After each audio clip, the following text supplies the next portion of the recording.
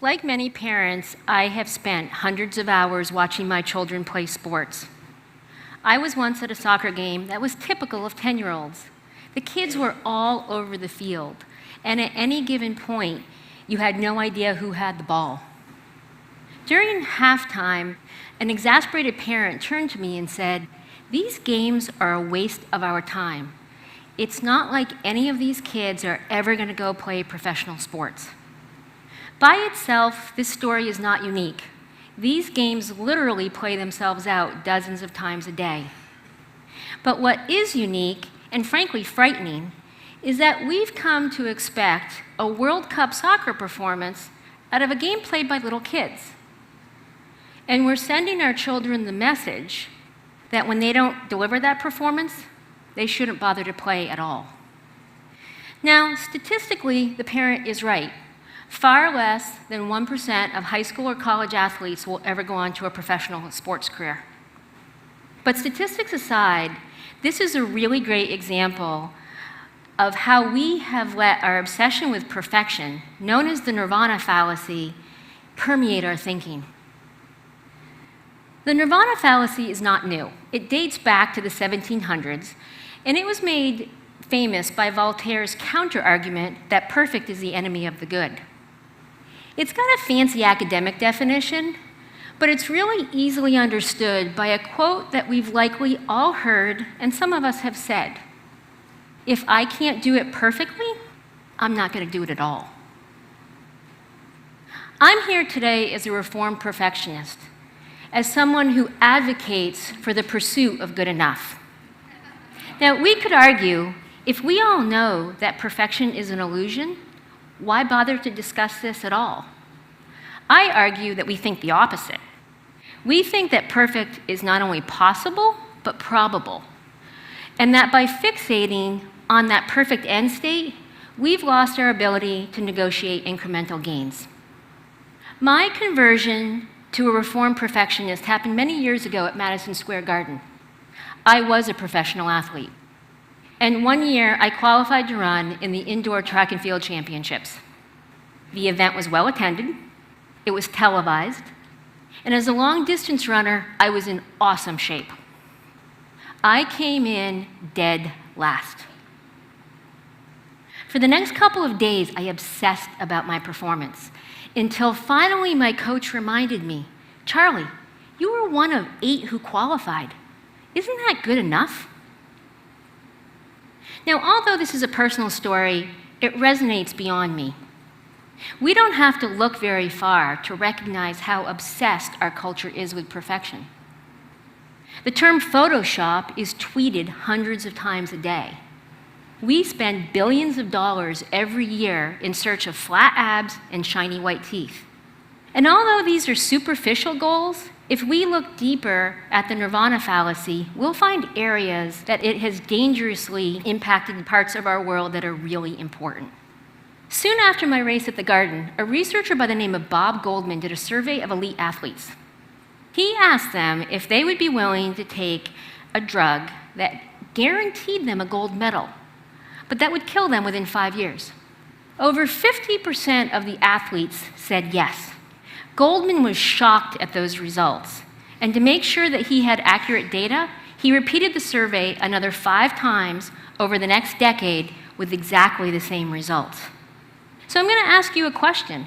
If we really think that perfection is an illusion, how do we explain why 50% of elite athletes are willing to die in exchange for that one perfect performance? The Nirvana fallacy has impact in other areas as well, in that it's creating cultures where we are afraid to fail. Nowhere has this been more evident than in the recent Volkswagen scandal.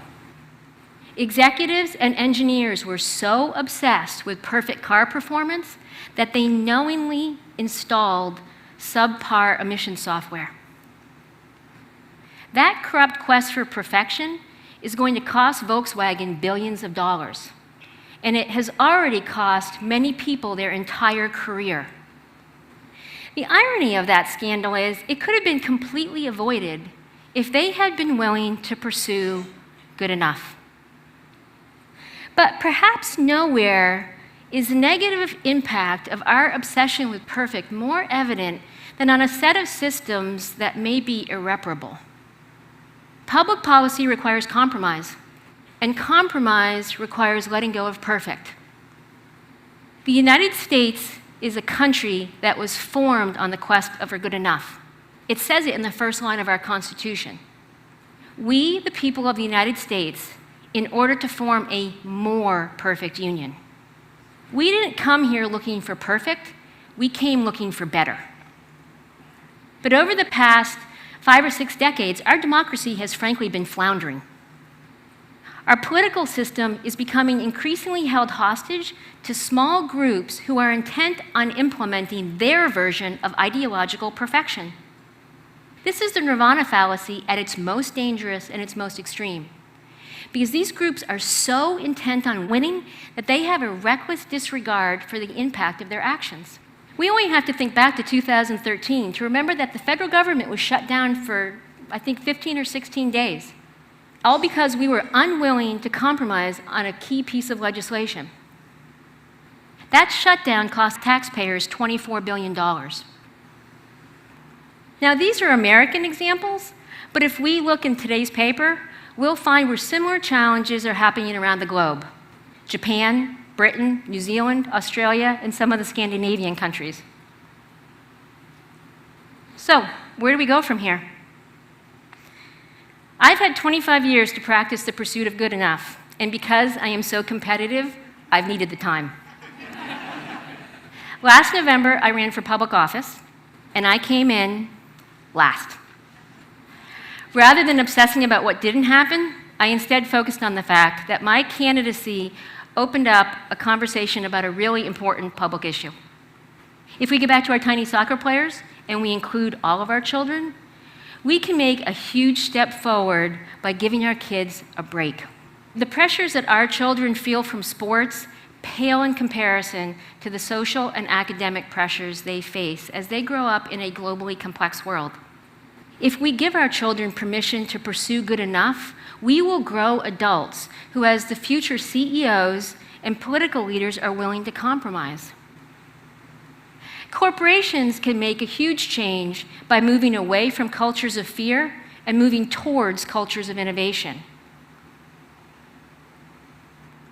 Some 300 years later, Voltaire is right, still. Perfect is the enemy of the good. It is urgent that we acknowledge this now and that we change the way we think and we change the way that we behave. Because if we look at every major issue impacting our planet, from climate change to pandemics, from economic inequality to the very future of our democracy, all of those would benefit from decision-making that is good enough. Thank you.